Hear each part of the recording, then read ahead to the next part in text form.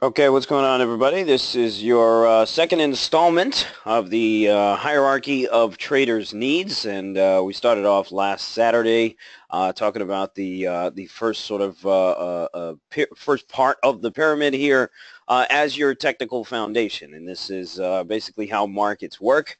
How to look at your time and sales, how to look at your level two. These are the foundational skills that you want to build just so that you understand what actually is going on in the markets, what is an option, how is it priced. These are all examples of things that should you decide to become a trader, whether it's futures or equities or whatever it is you decide to trade, you got to know what you're doing. You got to know what you're doing, building that sort of technical foundation.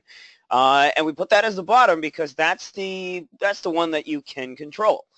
For the most part, you can control your inputs as far as how much effort you put in on understanding your technical foundation. So we're going to go ahead and talk about the second part here, which is your psychological foundation, and this one's a little bit tougher because yes, it can be controlled to a certain extent. But you'll understand soon enough as you get into your trading that emotion levels start flying high as soon as you're in a trade or out of a trade, or depending on the success of those trades or succession of trades, it may push your emotions to do X, Y, and Z, and it may affect your decision making, going forward. So we're going to talk a lot about this, and feel free to chime in, guys. Let us know where you're at as far as your psychological foundation, and how you're going as far as figuring yourself out, figuring how you react to high stress level, which is very common in the world that we live in. So I'm going to let Jesus go ahead and start it off with just talking a little bit about giving you guys a little bit a couple stories here on on the sort of ups and downs here of his career as a trader, but sticking to specifically the psychological sort of foundation. Now, his background was a broker, so for a considerable amount of time. But there's a lot of emotions that go into the situation when you're trading other people's money, and there's a lot of things that go through your mind when you're trading other people's money, and that's also very relevant, in building that sort of psychological foundation. So, Jesus, why don't you take it away? Give us a couple stories on your broker days, and then your individual trading.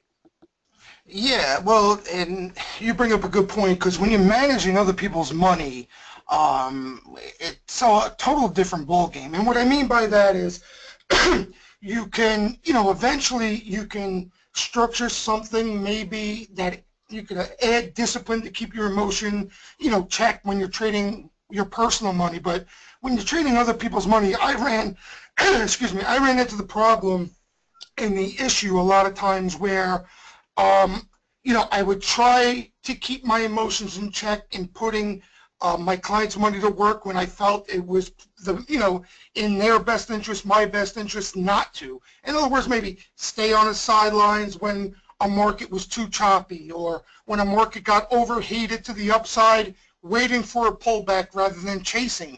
But the biggest issue I ran into, in regards to trading other people's money was, when clients are there and they're seeing everybody making money in a market that continues to grind higher. Take this market, for example, what we're going through right now. Okay, we all have a pretty good idea that we're a bit overextended, right? Okay, we see this market grinding higher. Everybody around us, traders around us are high-fiving about how much money they're making and so forth. So when your clients see all that, and you have CNBC, the media, and everybody else talking about market at new highs, it was tough for me to stay disciplined and not put their money to work. You, Right. you know what I'm saying? Like, they wanted skin in the game. Excuse me, I got a frog in my throat here. But they needed to be in the game while everybody was participating in this market rally. And I felt the pressure and the need to actually, get wrapped up in their emotion. That was Right. the problem. Not only my emotion, I Right. would get wrapped up in their emotion. Uh, and you talk about sleepless nights. That just adds a lot of burden to everything else that you got to incur in Yeah, this on game. that point too, as far as how the crowds, now you're talking about crowd psychology too. So that's a whole nother sort of foundation here. We're going to talk about that, going forward as well as we hit these, these levels on the pyramid here. Crowd psychology is another beast altogether. I mean, you take the Brexit situation, there was a lot of funds that blew up, that blew up. They, over-levered funds here that, had to force cover and bail out of a lot of positions. Priceline was actually one of them. We saw a whole fund unwind positions out of Priceline once the Brexit happened because it was a 2%, it was like a 10% move, more than that, off the off the Brexit news. And then all of a sudden we're right back up here. And to Jesus' point about, crowd sort of psychology is that once we hit all-time highs, like, why do you think we haven't pulled back yet? You know what I mean? Why do you think we haven't pulled back yet? Every fund out there, every single mutual fund out there, they're buying hand over fist, and they're on every single bid out there.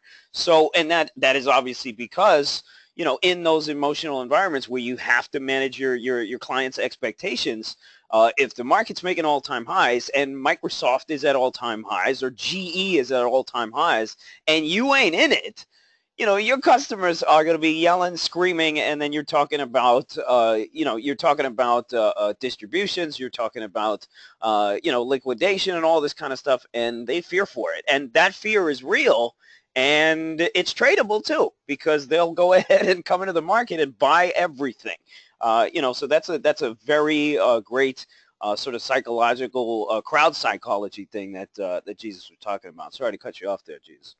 No, yeah, and that was my biggest issue, as far as trying to stay disciplined, trying to keep my emotion in check. Is I had to deal with everybody else's emotion, and you mentioned like withdrawing their funds. I would be on the horn, for example, telling a client how, listen, the market's grinding higher, and I know you want to get involved, but right now it's prudent to stay patient, wait for a pullback, and I'd have the client yes me to death, and then 2 days after further gains in the market, the market would push higher against what I was recommending for, let's say, another couple of days, and 2 days later I pull up the client's account and he transferred out to another broker. Yeah. So you know what I mean? Yep. So next time around when I go through something like that, now I have to weigh the emotion.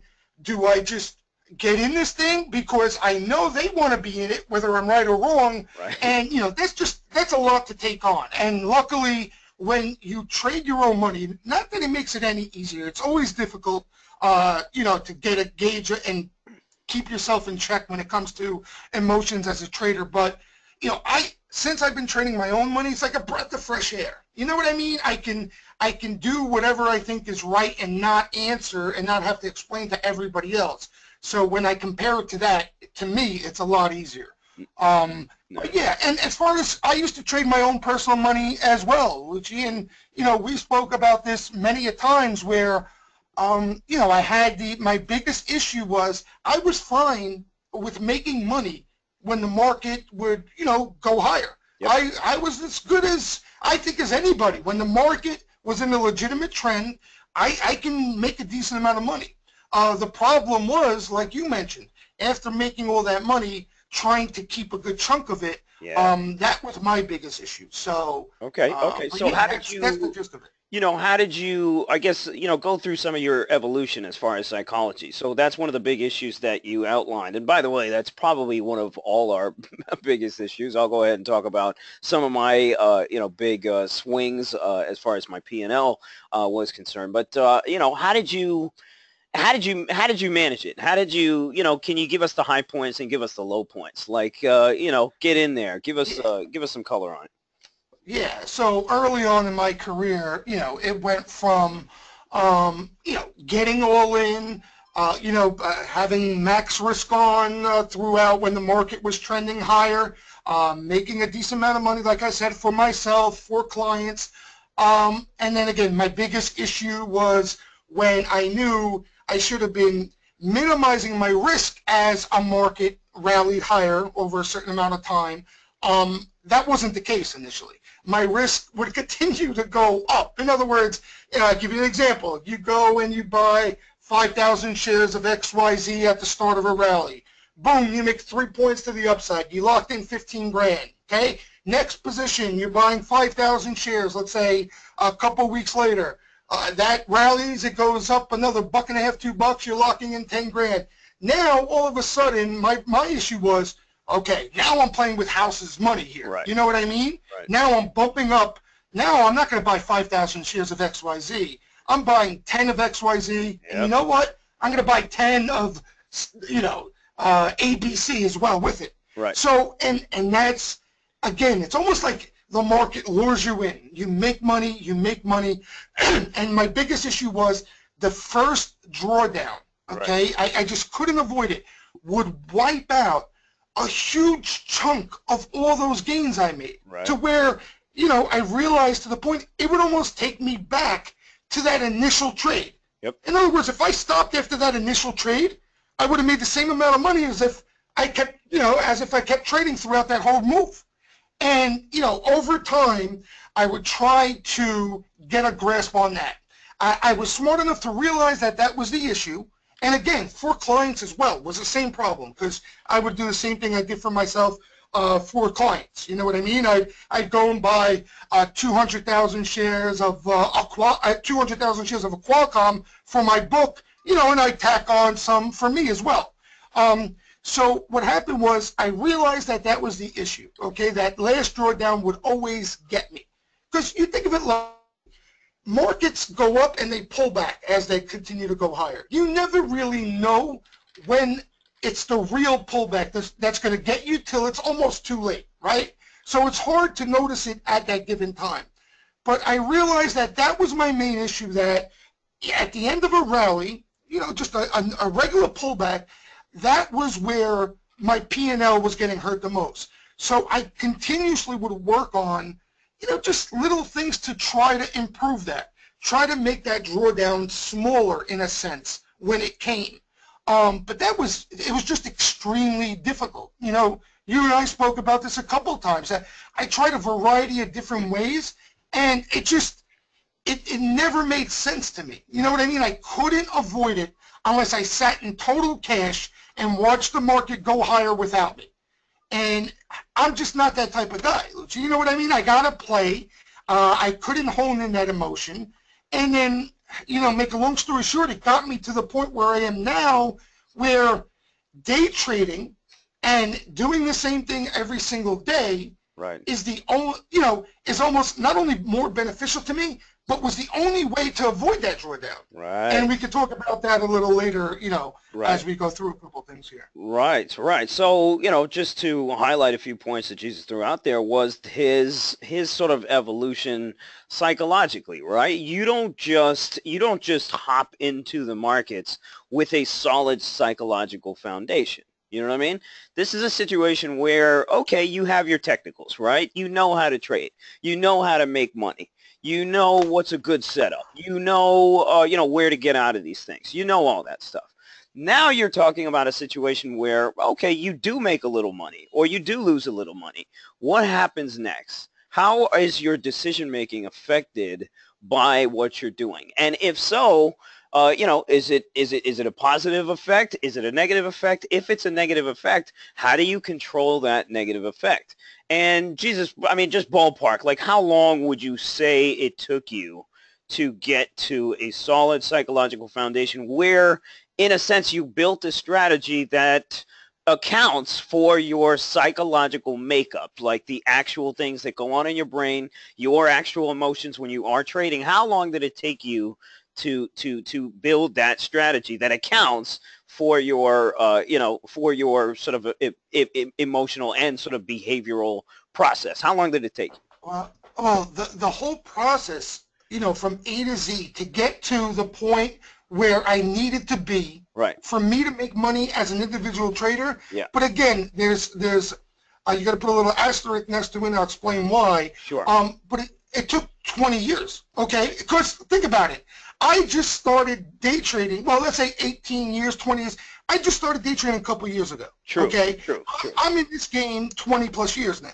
So, but the thing was that I had to realize too that if I was going to concentrate on and put all my focus into the only way that I really knew that I can make money as a trader and focus on my strength, what, keeping my emotions in check, being as disciplined as I needed to be, I had to cut loose managing money. You understand? Right. Because I couldn't do both things. And now, just very quickly without getting into the details, all these regulations that are in that game as far as managing client money, being a broker, you're not allowed to do what's needed to make money for clients. Right. Okay, you get paid on a commission grid once a month. So basically, they're telling you the only way you get paid is if you trade, right? And then if you trade too much, you got to worry about churning. There's a gazillion things. We don't need to go into that.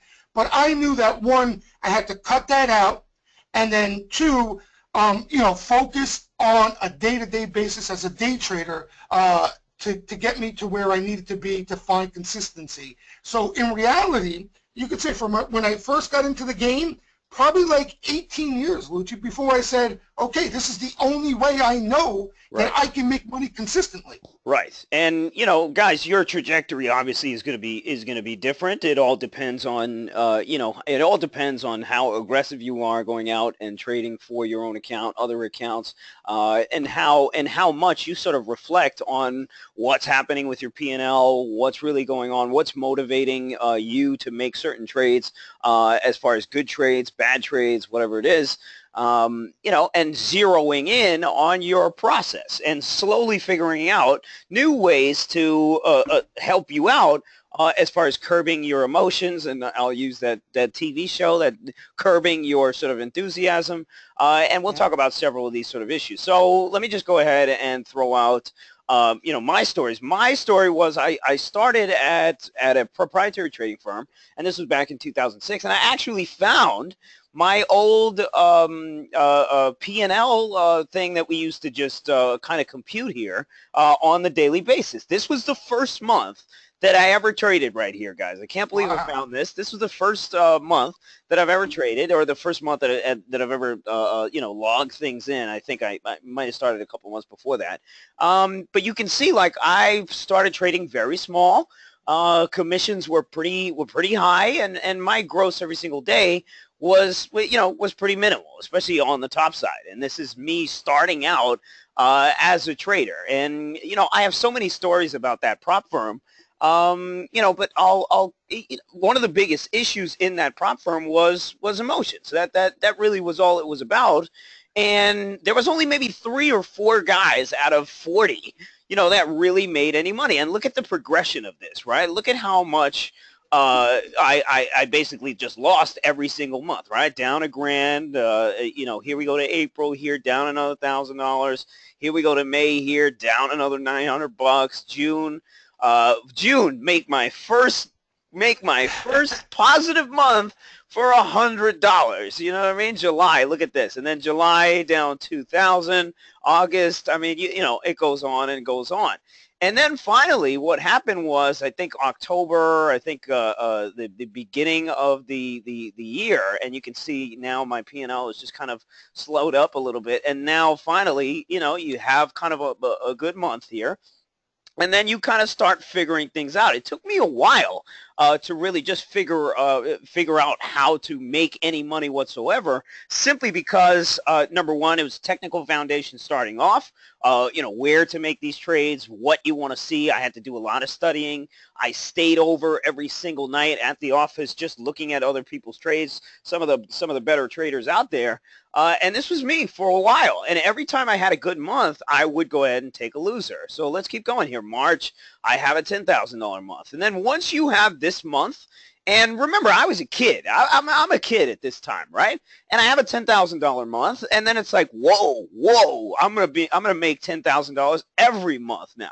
And then what happens? The subsequent month, it's maybe your expectations are tempered, but realize what happens in your life too. Like at that point, I think I made 10 grand, and I probably got a new apartment. I think I got a new apartment. I got some furniture. I got this. I got that. And and then you slowly start realizing that you can't you can't make certain decisions, or your decision making gets really affected by the dollars that are coming in. And you take a look at May, right? I'm not even making any money here. June comes around, only a couple of grand, and I'm still expecting to make that same kind of money. Then this month comes around, and I'm on cloud nine. Remember, this is probably like a year and a half into trading, and you start having months like this, then the game gets pretty interesting. But I had that same issue that Jesus was talking about. Every time I would go on a run, you'll notice, like here, I mean, look at this, couple $1,000 every single day.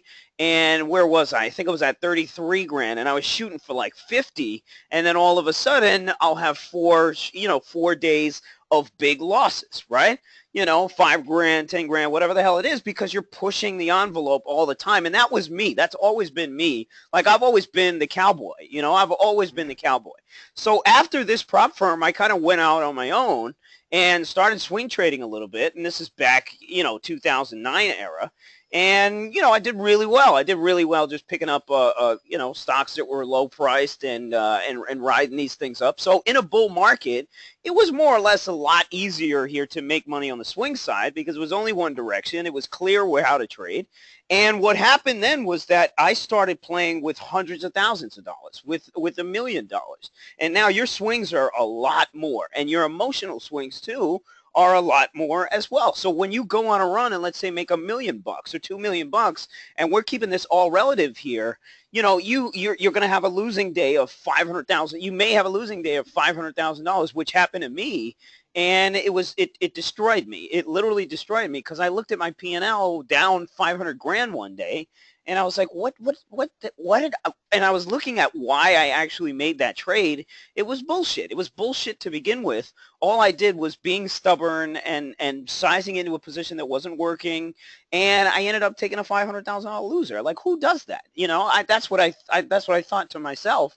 I was like, if I dropped 100 grand in your lap, would you just pick it up, throw it in a trash, and set it on fire? Like, no, you wouldn't do that. And again, like, trading is difficult that way. It tests your emotions no matter what.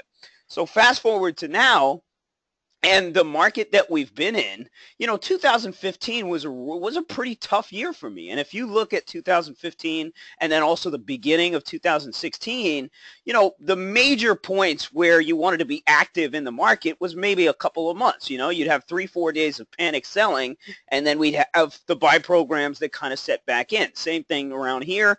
And then after that, like, what you had was this sort of failed breakout a year where, breakout trading just didn't really work unless you were dip buying, extreme panic. And my bread and butter was always breakout trading. It was always trading in a bull market, looking for the stocks that are ready to rotate into and break out. And that strategy wasn't working. And, that really got me going that really got my emotions going and my decision making to falter. And this is what causes like these bumps in the road, so to speak. And unless you are a master of yourself, okay, a master of your own emotions, a master of understanding when to be able to turn it off, or when to be able to tell yourself that you don't understand what's going on, or even if you do, you're not trading something properly because you have a bias, okay? How many of you guys develop a trading bias that lasts, longer than, let's say, a day, 2 days, or whatever? It almost becomes habitual. You know what I mean? It almost becomes habitual. Whatever your bias is, it becomes habitual, especially if you've been doing it for such a long time. And that's why this market destroys traders every single year, because it gets people accustomed to X, Y, and Z. And I'm talking about any different time frame too. Okay, you can talk about a couple day time frame, you can talk about a couple year time frame, whatever it is. You get used to doing X, Y, and Z because it may be working for that time period, and then all of a sudden things change. You are habitually stuck to that bias until you can tell or train yourself to shake those habits. And that's one of the issues that I deal with. I would say that's where most of my drawdowns are. That's where all my drawdowns are. And my issues are tempering those drawdowns. And hence why, like, one of the things that I'm doing, and again, like, Jesus found a strategy where it accounted for his emotional drawdowns. And for me, it's adding a little bit of automation. For me, it's going to be my next level of trader is going to be adding a level of automation so that if I do start going down a road that I don't want to be down and I can't get myself to turn off that street, the automation does it for me. And that's one of the things that I'm working on to better my sort of careers as a trader here. So we all have these different things that we need to find, we need to figure out about ourselves. And the question is that are you doing those things? And let's kind of, rotate to that as well. And I'll pass it back to Jesus. Can we give them a little tip or, a couple of tips here and there about getting on that road towards finding solutions for your psychological foundation? Yeah, and again, everybody is different. And that's why, I kind of laugh at some of the stuff you see out there on social media and so forth where they have these just blanket like commandments out there. You have to do this or you have to do that. Even stuff that like I push as far as a stop loss. I know traders that who don't use a stop loss and use money management instead. So saying you have to use a stop loss is kind of foolish. And if you're new at trading, it kind of paints this picture in your head that there's no other way. So you have to. I mean, if you've been in the game here for a little bit of time, and if you're trading, the number one thing you have to start to realize where you're making money, what you're good at, and where you get into trouble. You have, if you think you could just go out there every single day and just keep firing and, making some money and losing money, you're just not going to last in this game. You have to, at a point, you have to say to yourself, okay, I got to take a step back here and seriously take an in-depth look to what the hell I'm doing here and where I'm finding trouble, okay? And I'm not talking about chart patterns and where in the market and shit like that. I'm talking about like what Lucci keeps harping on, the emotion, where that drawdown takes place, where you look, at the time you say to yourself, why the hell am I doing that after it's too late? Right. And that's what I started to do. And once I started to do that, that's when things really started to turn a bit. You know what I mean? Where I started correcting and figuring out what I'm best at and what I needed to stay away from, okay? And emotion plays a big part in that because you may like to trade a certain way. You may like to do something. But if, like Lucci says, if that brings out the cowboy in you, okay, or as I like to put it, the degenerate in you, you have to figure out something that keeps that in check. If not, you have to figure out something else to keep you away from that. You know what I'm saying? Because that one thing is going to continuously bite you throughout your career, and you're going to, just continuously spin your wheels. I mean, I made a point last week. We were talking, Lucci, in the Steam Room webinar, and we were talking to people out there, and I had to knock our members off their high horse. I just had to. Yeah. Because I said, listen, you guys are making money, okay, and you're great, and you probably think you're the best trader out there, okay, and I'll give you a little bit of applause, but everybody out there, okay, as long as they're not trying to be a wise guy and short this rally, everybody who's on the long side is making money right now. But the difference between them and the pros are going to keep a good portion of what they made. Right. And the traders who are just going in and think they know more than the market and not paying attention to what may be coming or what usually comes to bite them in the ass, they're the ones who are going to give it all back and then wonder what the hell happened. So that's where, again, I can't give it any recommendation or advice. I can tell you what I did and what worked for me. Lucci could tell you what he did and what worked for him, and you could go to each and every trader and they could give you something different. But the only recommendation I can say is you take a step back and you look at, and this is a perfect time, because like I said, if you've been on the long side, you probably made some money, okay? So now it's a good time to go back and look and figure out where you make the money and where you've been giving a lot of that back and why, and trying to correct that in the days and weeks to come.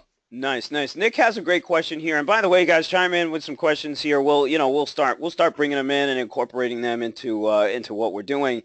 Nick is saying, what if all you do is trend trading and breakouts like Lucci did, and when that condition changes, then what do you have? If your edge is breakout trading and breakouts aren't working, Exactly. so where does that put you, right? And he's saying between a rock and a hard place. And for Exactly. me, it was that I always had other strategies, and I had other strategies that were working. The problem was that and all right, let's really break this down for you, and let's really talk about the emotions and the things that were going on at that time, right? I had a situation where I too was trading other people's money, right? And they also had expectations. I had just came off of a year where I made probably about like a little over 300%.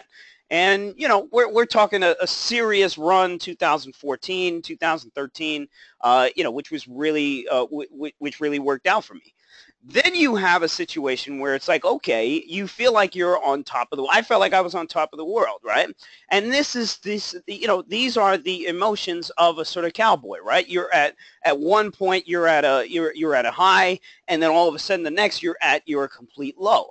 And then when the market changed, I realized that it was like, okay, well, how am I going to produce these? How am I going to produce these same gains, right? I had expectations, okay? Expectations in trading, as far as P&L is concerned, is probably one of the worst things that you can do. And I've always had that. This has been one of my biggest issues in my whole longevity here as a trader. You guys saw my P&L from way back in the day. At the second I have a $30,000 month, what am I doing? I'm pushing it. I'm pushing it again. My expectation is to make that every single month, if not Right. more, right? And then it doesn't matter, relatively speaking, whether you're talking about 500 grand a month or you're talking about $10,000 a month or 2,000, it's the same damn thing. So coupling the change in the market with my expectation of making that same money, if not more, because again, I am that cowboy, and then all of a sudden realizing that the market is not giving you those opportunities, you're still, for me, like I might still push even when I realize that, those breakout trades aren't working. That's how much the bias kind of, gets into my sort of head. And Lee is saying, my pops is cash, and that's not true. Again, we had we had a hedge fund, and we had about 15 investors. Managing expectations for them, especially off a year where they made 300%, it's very difficult to do. They have expectations as well, and you kind of put this all in your head. And what does that do to you? What does that do? How does that change your decision making? How does that change, how you go about the market? Does it make you step back, or does it make you push even further? If it makes you push even further, what are you risking? What are you going to lose as a result if you continue to push down that road? And all of these things kind of came together, to make 2015 pretty crappy for me overall. And, this is kind of what brings you back to earth. And everybody kind of looks at the market as the mechanism to do that. But in reality, it's you. It's always you. It's always your emotions. It's always your decision making and what affects, your decision making. When your edge does not work anymore, what do you do? Are there other strategies that you have? Or are you able to sit on your hands? Most traders, as Jesus says, are complete degenerates, and you have to be in the market all the time. Otherwise, you feel like you're doing nothing with yourself. And if that is Exactly. one of your big issues, what are you doing? This is what Jesus was saying. What are you doing to combat that, right? What are you doing to, temper that sort of emotion there for you? Because most of the time when people get into the markets, when they know they don't want to be in them, they know in the back of their head, the markets have changed a little bit. They're not paying out particular strategies. What are you going to do? What are you going to do? Do you have other strategies? If so, are you actually employing those strategies? Bias Yeah. is such a powerful thing. Your mind is such a powerful thing. It can have you believing shit that's there and it's really not.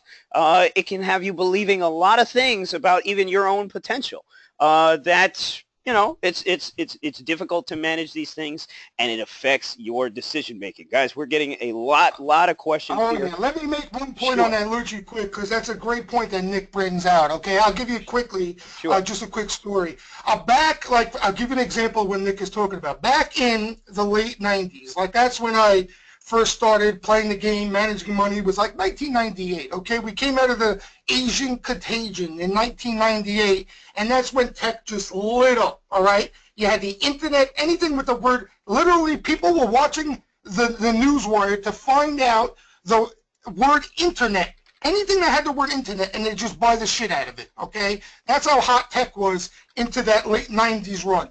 So, like Nick was saying, all the guys around me were making a killing just buying these net stocks and tech stocks, you know, buying them into strength. Their big thing was, anytime you get a pullback in these things, just buy it, average down into it, just buy them, and they'll go to new highs. This is the future, blah, blah, blah. Make a long story short, what happens? Like always, the tech bubble blows up, right? All these stocks get destroyed.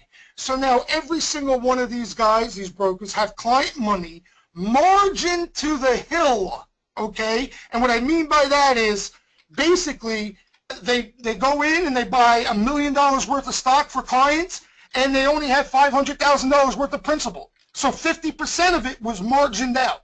So now what happens?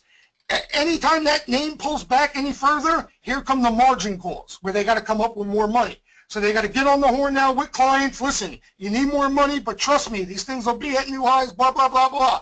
While pouring money literally into these things as they go lower and just getting wiped out, ending all with leaving a debit at that firm, okay? So in other words, they had to leave the firm and owe the firm money, okay? So their accounts went into negative. That's how big a disaster it was. So now you had all these, a generation of brokers, investors, traders that were just buying tech, okay, period, on breakouts and on pullbacks, okay, all the big name tech companies. Now what happened was, I was new into the game, so I really didn't participate and make a ton of money in the late 90s into 2000. But, so like Lucci mentioned, I didn't have a bias, okay? I'm coming in with no bias now. And what I noticed, just by watching the market on a day-to-day basis, while everybody else was suicidal around me, I noticed that the small caps were actually going higher while tech was blowing up. Literally, every small and micro cap stock, okay, that caught action or any volume would just grind higher, trend higher, and explode throughout that whole, you know, tech bubble. It was literally from like 2000 to 2004, 4 straight years of a run. Make a long story short, another point that Lucci brings up. Now, Mr. Jesus, all of a sudden, and it's funny because this is where the Wall Street Jesus, where my boys threw that label on me. This is where I got the name. I was. Oh, that's great. I haven't even heard this story, guys. I haven't even heard. Yeah, so that's where it came from. I was the broker, literally, in all of in Long Island, okay? I just would go in and buy these $4 stocks. Now think about it, $4, Right. Every broker's wiped out. Right. I'm the only one with the book. I can load up on these things, right? You can buy literally 300,000 shares of a $4 stock. It's peanuts. Right, right. Okay, so, and they, Lucci, I'm all kidding aside, in like a 2-3 month time frame, that's what I would usually hold. Yep. These $4 stocks would go to 6, To double. 7, Yep. sometimes double. Yep. So, you know, and all of a sudden, I was getting referrals all over the place. Listen, I only got 50 grand, but I know you have this strategy with small caps, and you know I could turn that 50 grand into 200. Like crazy shit like that. Oh boy. So you know where the story ends up. Eventually, okay, these small caps would stop breaking out. I mean, that's totally normal. Like the tech stocks were raging, and then that bubble burst. It reached a point in time where now, where I was looking for small caps, they stopped working. Yep. Okay? So now what happens? Now you force the issue, right? Now all of a sudden I'm living in this big house. Right. Okay? I only need one car. I got 3 of them like a jackass. My bills all of a sudden where, you know, I was making maybe $2,000 a month initially, living in an apartment, and I had no bills. I was happier than a pig in shit. Now my bills are $20,000 a month. You know? So, and that's how you get into problems. Okay, and Nick brings up a great point. It stopped working. Okay, it stopped. And that's another huge factor where I had to figure out something that allows me to stay in the game and be active and make money. And it's almost got me to the point where I didn't want to hit those home runs anymore. You know what I mean? Right. Because I was looking for something that would last more than getting in and making a ton of money and spending it all and then having nothing at the end. So it's a great point Nick brings up. When you focus, especially on like one sector or one technical aspect of the market, right. What do you do when that stops working? And you literally can't force it because you're asking for trouble. Right.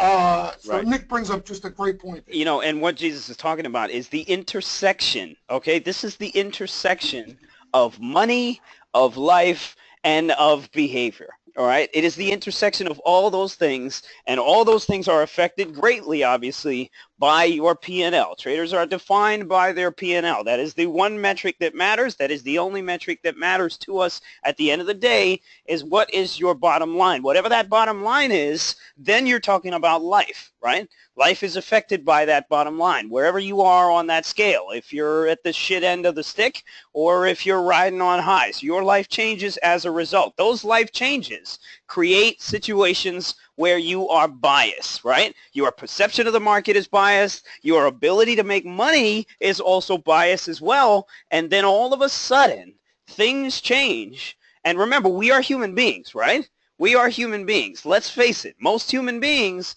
from a behavioral perspective, we do some dumb shit. We do some dumb shit. We are attached to things. Our emotional attachment to whatever it is that we have or whatever our ability is, it is ingrained in our processes every single day. To change these habits, similar to stopping smoking or whatever bad habit that you might have, it takes work. It takes effort. It takes discipline. Most people are not willing, to make moves on those fronts and change their behaviors to find something that fits their emotional sort of suitability. So that is a great story here. We have, again, tons of comments coming in. Obviously, we know this is a topic here that it really hits home for a lot of people. We do want to stress that, I think both of us want to say too is that there's no one solution. As much as you guys want to hear, like, okay, this is exactly what you need to do. I will make a comment that the proliferation of automation and algo trading is now at levels we've never seen before, and it's going to continue down that trajectory once retail traders find out that their longevity as traders, it doesn't last too long, right? And once they start really getting the picture, and as access to automation becomes easier to get, I think eventually here this road is just going to go for significantly longer, because one of the only ways that you can curb your risk and keep yourself to certain risk management protocols over and over and over again every single trade is either by having some kind of a system similar to what Jesus created, or automation. Automation around, let's say, places where you move stops. You might get so attached to a trade that you move your stop, or whatever it is. These are things that oftentimes, when you are biased, when you are emotional, you start making the wrong decisions. So this is number one, why the proliferation of automation has been the way to go. And most of the traders that are really cranking it right now are algo traders who can look at the market, find a certain edge, and whenever that edge is not there, what are they doing, right? The program is not trading. The program is off. And being able to turn that program on and off is the one big issue for the algo traders out there. So you have to find a solution that works for you. And again, like your life trajectory, whatever happens in your life, whatever happens with your P&L, that's going to get you to the place that you need to be, right? You can't force these things either. I think Jesus would agree here. Of course. As far as that. Of course. And you got to understand, okay, and here again, like Lucci, and we both are a big proponent of it, that it's impossible to give one blanket answer to everybody. But what I can say is that it's possible for you to figure out a way. It's definitely possible. Just like I figured it out, okay, just like Lucci is figuring it out. I mean, he's figuring out that, listen, the stuff that I can't keep in check, I may need to automate. Okay, so that's figuring it out. So once you're on the path of figuring it out, you're going in the right direction. It's when you're taking no action as far as giving, an overall assessment and being truthful to yourself. There's two ways. You got traders who come in and they play the market for fun, right, guys? They play weeklies, they play earnings, and they're just fooling around. And they're not interested in anything, in any of this, we have to say. Why would they be? It's a hobby. They want to have fun, okay? Then you have traders who are serious and really want to make this a real thing, right? Whether it's generating an income, whether this being their livelihood and being what they want to do in their life. So that's the first question you got to ask yourself is that who and what do I want to be? Okay, like Lucci mentioned, if you say, I want to come in and get rich, I mean, come on now, okay? You can't take that approach with anything in life because you're not getting anywhere. Right. You can't like these guys you go on that Instagram that you got me on, Lucci, everything's about, oh, look at this watch I bought off this trader, look at this car. That's all bullshit. Okay, that's not cool anymore. It's not fresh anymore. All that stuff is garbage. You understand? It's not about the money you make, okay? Eventually you'll get to that point. It's about finding what you're good at, okay? Finding your strength and sticking to it, finding your weakness and trying to avoid that. And eventually when you do that on a day-to-day basis and get better at it, and as you do it more, you're going to get better at it, then the money will come, okay? And that's the approach you got to take. But you have to take a serious look. Like somebody else mentioned to that point we brought up in regards to when something doesn't work anymore. There's something that works, and you know it works out there, okay? You've been good at it, and it works. The problem may be that it's not around all the time, okay? So you figured out something. Now you got to figure out something that allows you to take advantage when that thing works and to stay away when it doesn't work. Okay, that's the stuff you got to figure out. Once you have some sort of edge, you got to figure out something that keeps you in check, that allows you to participate when your edge is there and allows you to sit on your hands and do nothing when it's not. And that's the only advice and recommendation Lucci and I can give that can apply to everybody out there. Right. All right, so we have a lot of questions. We're going to go ahead and start taking every single one of these questions. And guys, go ahead and chime in, ask us any questions that you want that's psychology related. Again, second level here in the pyramid is your psychological foundation. This is obviously going to take you some time to figure out, but this is a lot of soul searching type of thing. Number one, like, what are your goals? As Jesus said, what are your expectations? Are they realistic? Most of them are not. Just because you see somebody ripping 400% gains on a freaking weekly option, what does that mean? What does that mean at the end of the day to you? What does that mean as far as your ability to get it? As far as how realistic it is for you to be able to do that? What's the reality of you buying a 4-cent penny stock and it going to $1.50 and you have 10,000 shares of the damn thing? What's the reality of these things happening? All these things are things that you really need to ask yourself. And what is a logical sort of process? What are good goals for you to have?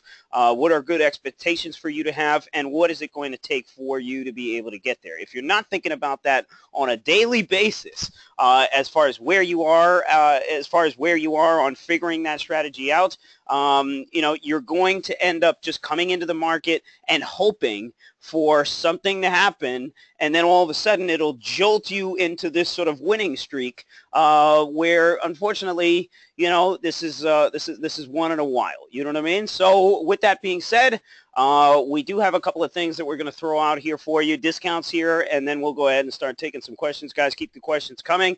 Right now we got a couple of promos. We are doing $49 for your first month in the Steam Room if you just want access to the chat room, access to myself and to Jesus. Again, this is where we post a lot of the order flow that we take a look at on a daily basis. There's a lot of color that happens in the options market that people need, spread trades and things like that, sector trades, all that kind of stuff you get access to inside the Steam Room. So you can check us out for $49 for the first month. You'll get rebilled $199 after that. I'll go ahead and drop the link in for you guys here. And then another thing that we have is just a new course that Jesus and I created.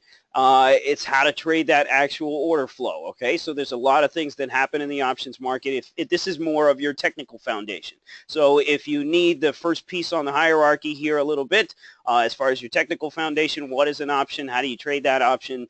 This is the course that you're looking to grab, and this one has a lot of value, a lot of added value. You get a trading psychology course as well, and then 1 month free of the Steam Room. The real value is these order flow review sessions. So we do live sessions, both myself and Jesus, and we talk about all the things that we trade, swing trades, day trades, and we talk about them from trading an equity standpoint to trading the options standpoint as well.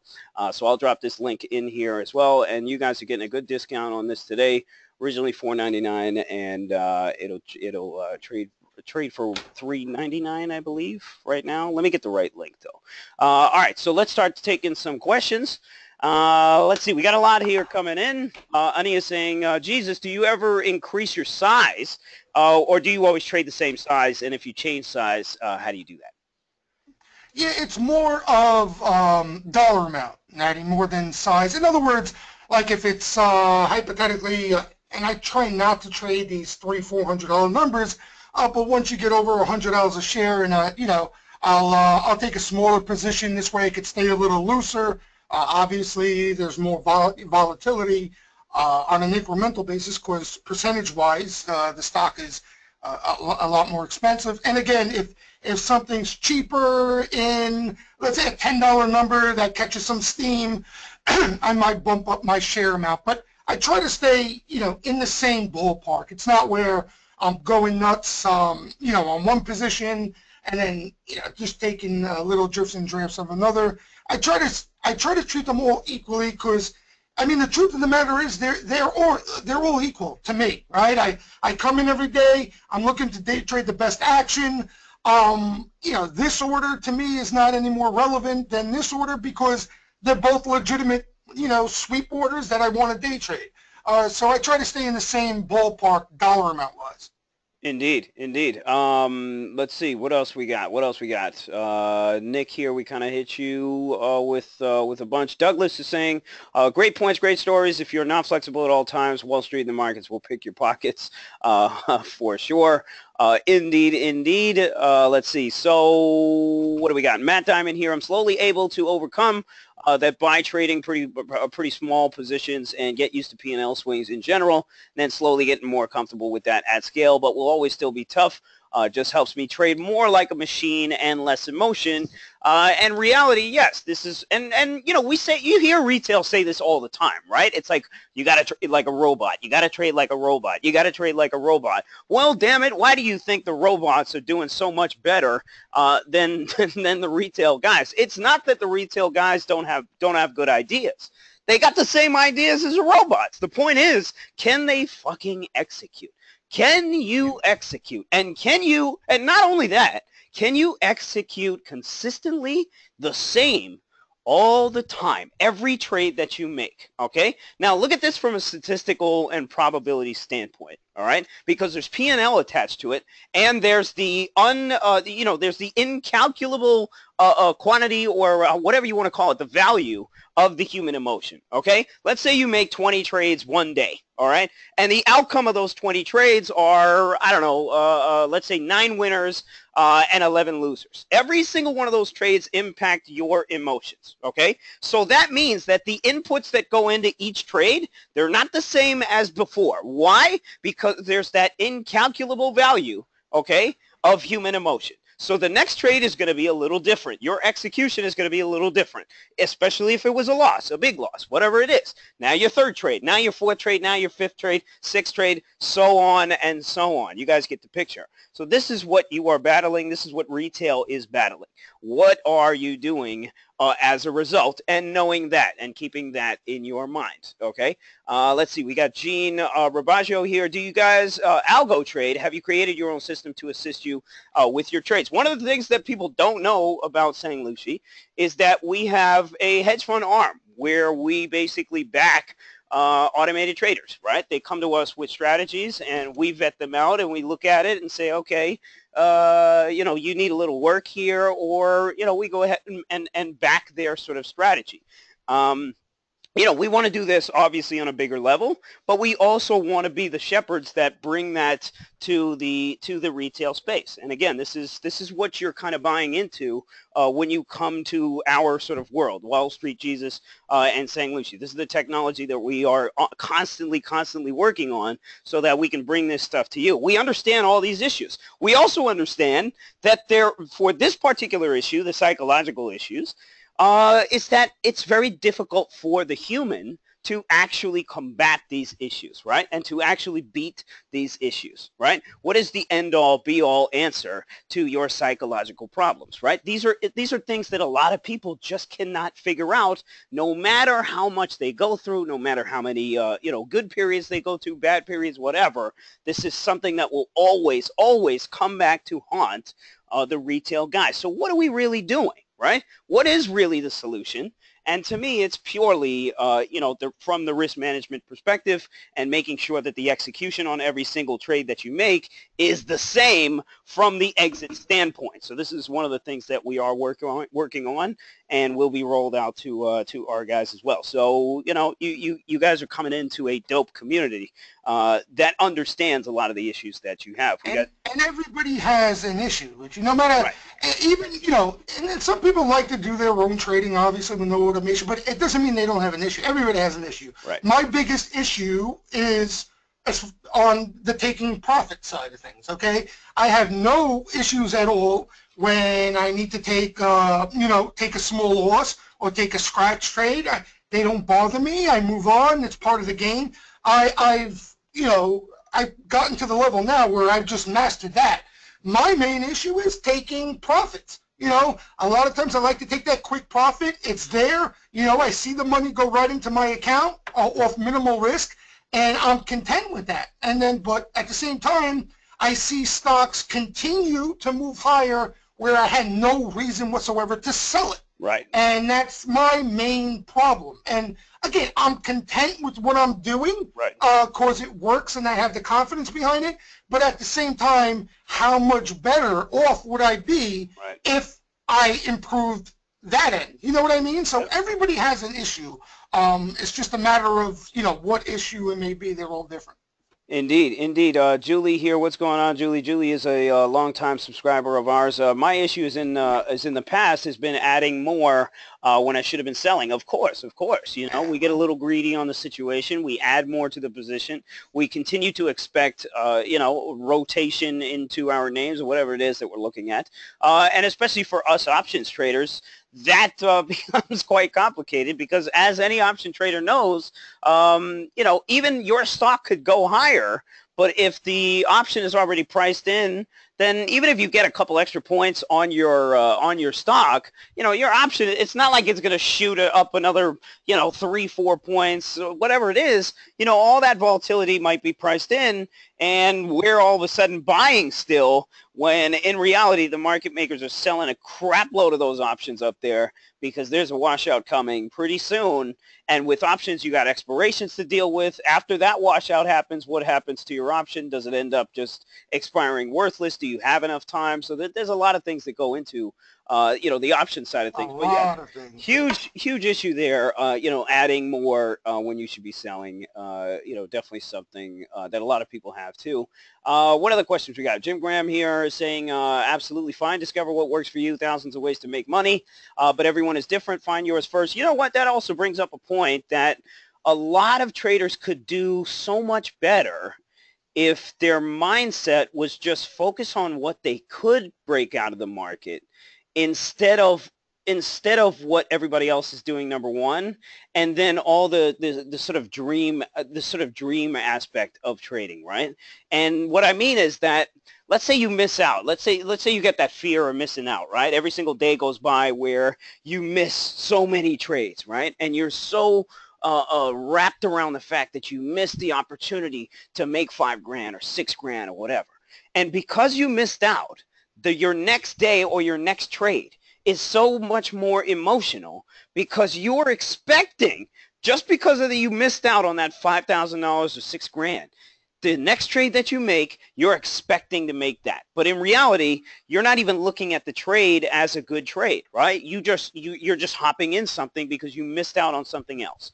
Yep. And there's so many of these little nuances that retail traders will do that we want to be able to quantify. We want to be able to look at it, and we want to be able to help you stop these things through automation. It's going to be a difficult thing to get to, a lot of work to be done. And until we get there, you have to realize this, and you have to get over that sort of missing out kind of thing. And I believe this is probably one of the larger issues that a lot of people have, is that every day the markets move. Every day there's money to be made. Every day, every second, there's an option that doubles or triples, whatever the hell it is, right?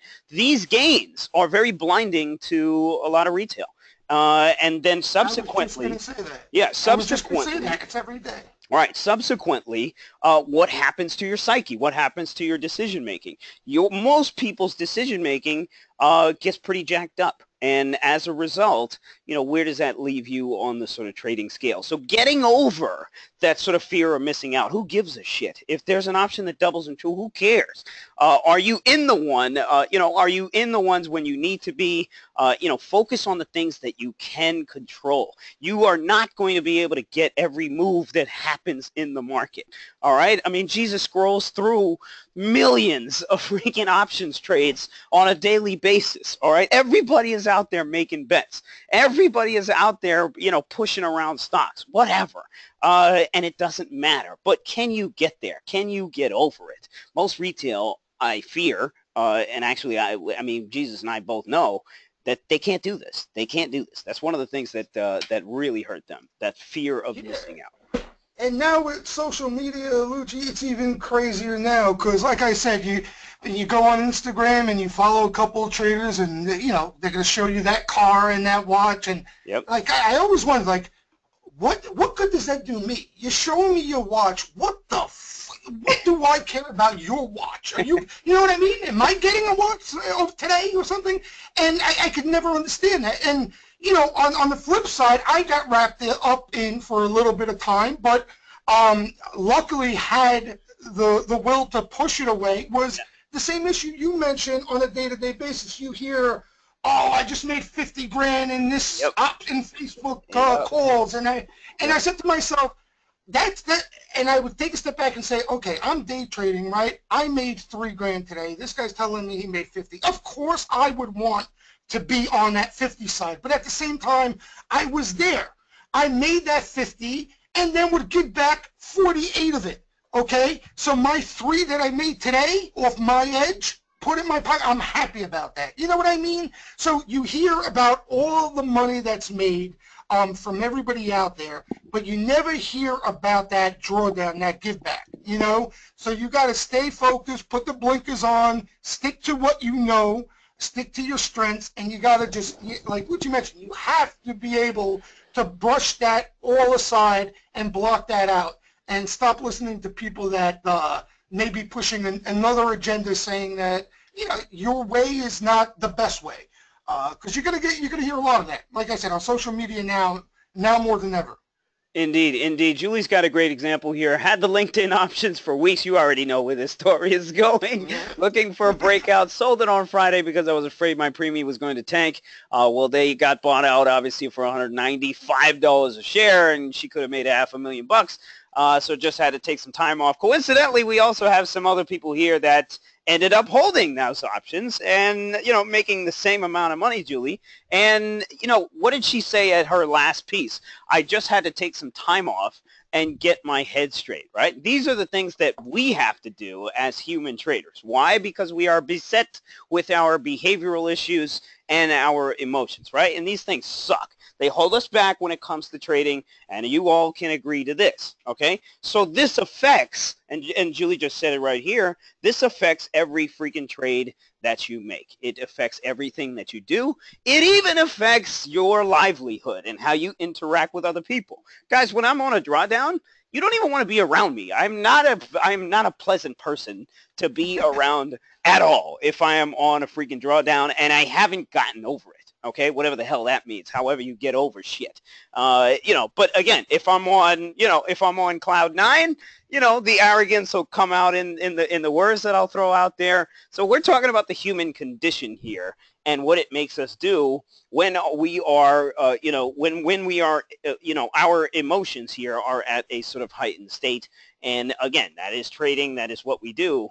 And it is very, very important for you to zero in on these things, keep yourself on an even keel, and find a strategy that keeps you on that even keel, okay? And getting Well, over. that's the thing. Yeah. That's the thing, Lucci. Because, like, listen, what Julie just mentioned, and there's nothing you could do. That's luck, okay? That's right. bad luck, and the people who held it, it's good luck, okay? Right. So that's going to happen. But listen, I can tell you, like, on a smaller scale, obviously, because LinkedIn was a big one, but on, like me, for example, okay, I day trade numerous times, okay, not every time, obviously, and more than not, I make the right decision, but numerous times I will take a small stop or a scratch and then watch a trade explode or catch a rumor off the action that I bought it off of later in the day, okay? But it bothers me, of course. That's going to bother you no matter what. But it doesn't bother me as much, Lucci, because as you mentioned,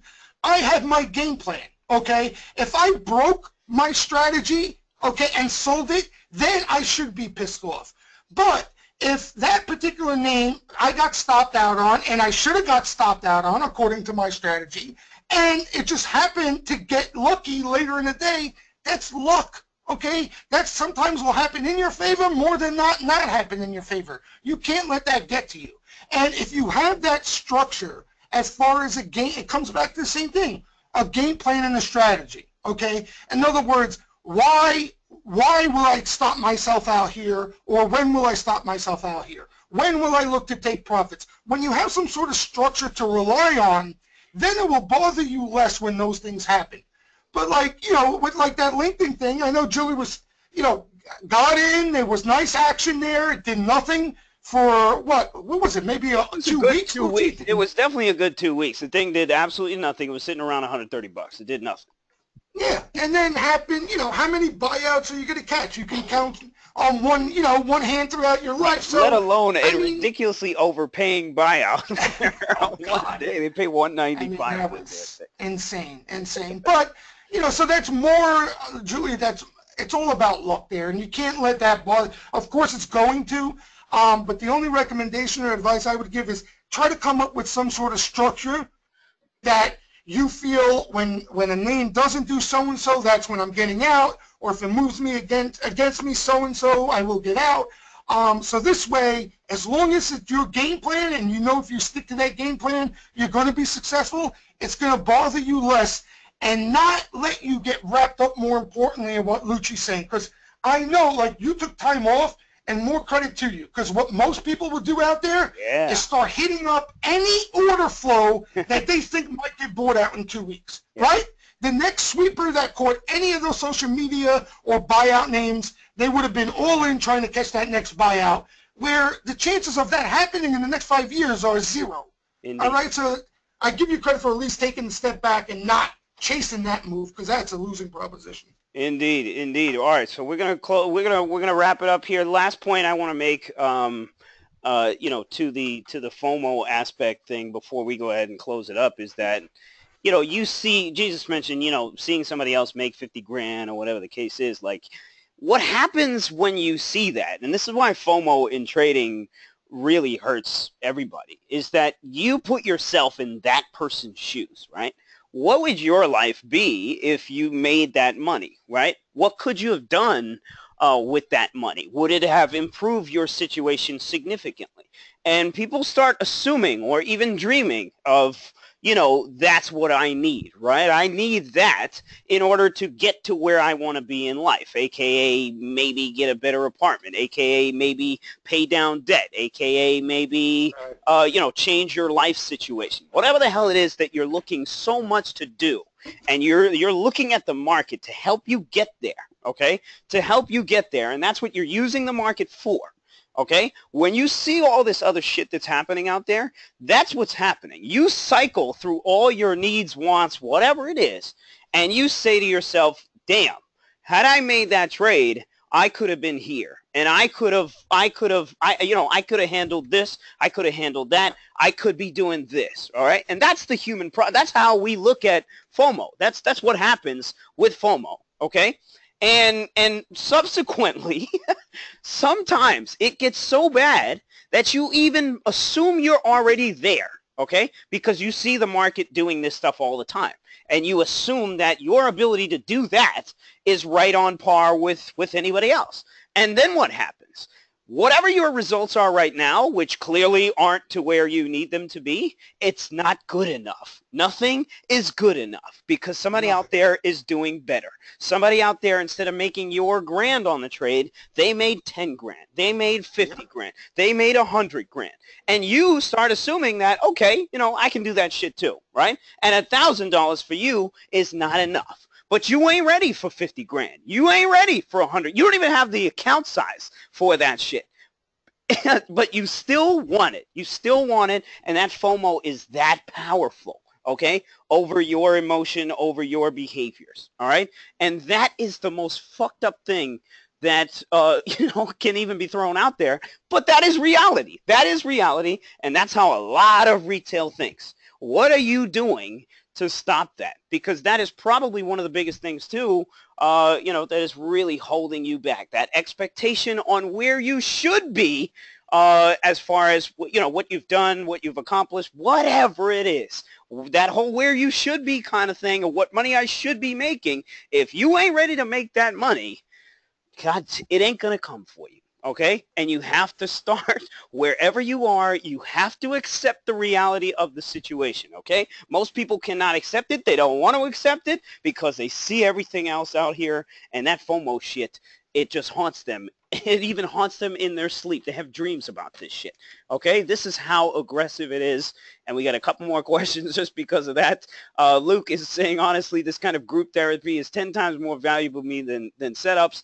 Helps me focus. Glad to be able to do that for you. Lee is saying, do you guys have mental exercises for dealing with these coulda, woulda, shoulda things that are inevitable? This is a great question. I'll tell you right now that there are coaches, that there are, you know, what do they call them? Mental coaches, right? They call them, there's even trading coaches out there that people pay $5,000 to $10,000 a month to help them get on track. And it's a crock of shit, I'm telling you. It is a complete crock of shit. Because, you know, what do they tell you to do? They'll tell you to meditate, right? They'll tell you to do breathing exercises before you go to trade. They'll tell you to, you know, get back to the gym. They'll tell you to do whatever it is. You already know what you need to do. You already know how to handle your mind. Obviously, there's exercises and things that you need to do to jolt yourself into a sort of better position. But in reality, it's just get off your ass. It's just, you know, be who you need to be. And that's it. However you need to get there, that's the answer here. Now, paying a trading coach or a psychology professor, you know, maybe it'll get you there. I'll tell you one thing, some of the big hedge funds, and if you take a look at Bridgewater, like do some research on Bridgewater. The shit that they do to their employees over there, it is amazing what they do to try to combat, you know, the human emotion, okay? Because they have obviously these high profile portfolio managers, and they tell them to be brutally honest, even in their life, to their wives, to their kids. You know, they got practices that you guys wouldn't even believe. So just do some research on Bridgewater and enjoy the fun. So as far as the exercises that you want to do, I mean, you know, Lee, it's pretty simple. You know what I mean? Make sure that your life outside of trading is not affected by your trading, aka, you know, if you have a bad day, that means you don't completely shut down, not go to the gym, start eating like shit. You know, if you're going on a drawdown, all of a sudden you're eating fucking steak and cheese every night, whatever the hell it is, and you're depressed, this and that, you know, you got to make sure that doesn't happen. For me, it's like that's what I do. That's what I do when I'm happy. That I eat the steak and cheese.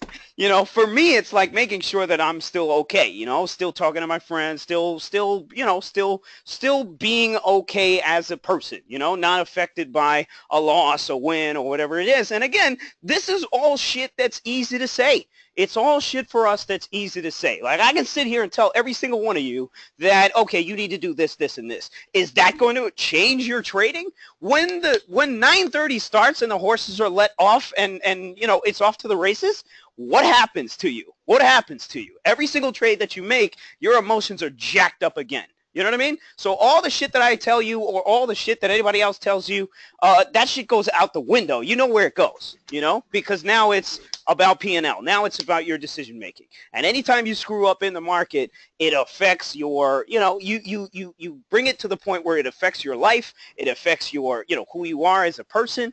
It demoralizes you. You know, it might amp you up to the point where, you know, your emotions are jacked through the roof. Whatever it is. You know, this is what trading is. And here's the truth. Here's the truth of the matter, though, Lucci. I didn't mean to interrupt you, but like the Bridgewater guys, there's a reason they need help mentally. They're managing big money. They got big time pressure on them, you know.